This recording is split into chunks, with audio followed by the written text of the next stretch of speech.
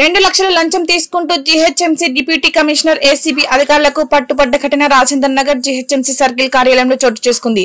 Hyderabad city range ACB DSP Srinivas Reddy తెలిపిన వివరాల ప్రకారం Rajendra Nagar GHMC circle deputy commissioner Ravikumar circle పరిధిలోని హోటల్ యాజమాని వద్ద హోటల్ నిబంధనలకు విరుద్ధంగా నిర్వహిస్తున్నామని, మీ హోటల్ వద్దకు రావద్దంటే 5 లక్షలకు లంచం ఇవ్వాలని డిమాండ్ చేయడంతో హోటల్ యాజమాని డిప్యూటీ కమిషనర్ రవికుమార్ లంచం ఇవ్వాలని డిమాండ్ చేస్తూ వేధిస్తున్నాడని ఏసీబీ అధికారులను ఆశ్రయించారు.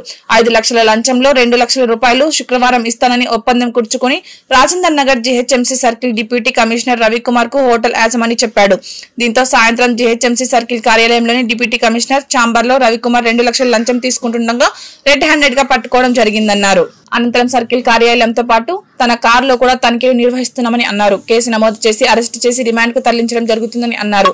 ప్రభుత్వ ఉద్యోగులు ఎవరైనా లంచం అడిగితే ఏసీబీ కార్యాలయంలో ఫిర్యాదు చేయాలని అన్నారు. ఫిర్యాదు చేసిన వారికి పేర్లను గోప్యంగా ఉంచడం జరుగుతుందని అన్నారు.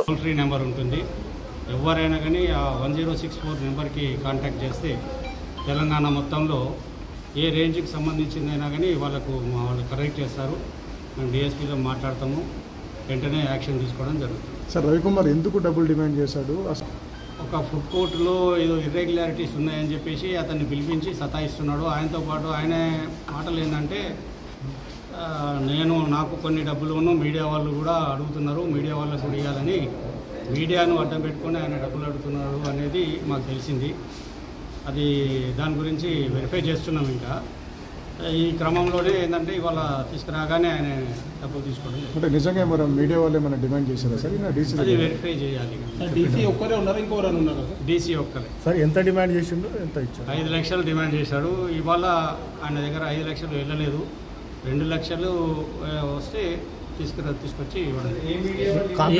ఏ మీడియా పేరు చెప్పింది సార్? వెరిఫై చేసిన తర్వాత నేను ఏ మీడియా పేరు చెప్పింది సార్? వెరిఫై చేసినాక తెలుస్తుంది. మీడియా అని అంటున్నాడు ఆయన. అలాన్న పేరు అనేది ఈ ఏరియాలో ఆఫీస్లోనే ఆయన ఛాంబర్లో తీసుకున్నాను. అవినీతి ఆరోపణలు ఇంతకుముందు ఏమైనా వచ్చాయి సార్ మీకు ఇతని మీద ఏమన్నా? అంటే చాలా మటుకు వేగ్ కంప్లైంట్స్ ఉన్నాయి కానీ స్పెసిఫిక్ కంప్లైంట్స్ లేకుండే. అప్పటి నుండి కూడా చాలా కాలం నుండి కూడా మేము ఎంక్వైరీలో పెట్టాం. సార్, ఏ hotel sir? Sir, food court పేరు యజమాని చెప్పాలండి. సంబంధించిన ఇన్ఫర్మేషన్ ఏది ఎవరైనా కానీ బయటికి రావాలి, చెప్పాలి. అది అవినీతి అధికారుల గురించి చెప్పేది ఉంటే వారి యొక్క సమాచారం చాలా గోప్యంగా ఉంచుతాము. సార్, హౌస్ రైడ్ దొరికిందా సార్? హౌస్ రైడ్ జరుగుతుందండి. ఇంకా కంప్లీట్ కాలేదు. కంప్లీట్ అయిన తర్వాత తెలుసు. ఫర్దర్ యాక్షన్ ఏముంటుంది సార్? ఆయన అరెస్ట్ చేసి కోర్టులో ఆయన తీసుకొని వాళ్ళ డ్రైవర్కి ఇచ్చేది ఉంటే ఆయన తీసుకొచ్చి వెహికల్లో డబ్బులు బ్యాగ్ ఆయన డ్రైవర్కు వాళ్ళ కవర్లు ఏమున్నది బయటకు వచ్చిన తర్వాత ఆయన చేతికి కవర్ ఇస్తే ఆయన తీసుకొచ్చి లోపల. Okay sir, thank you.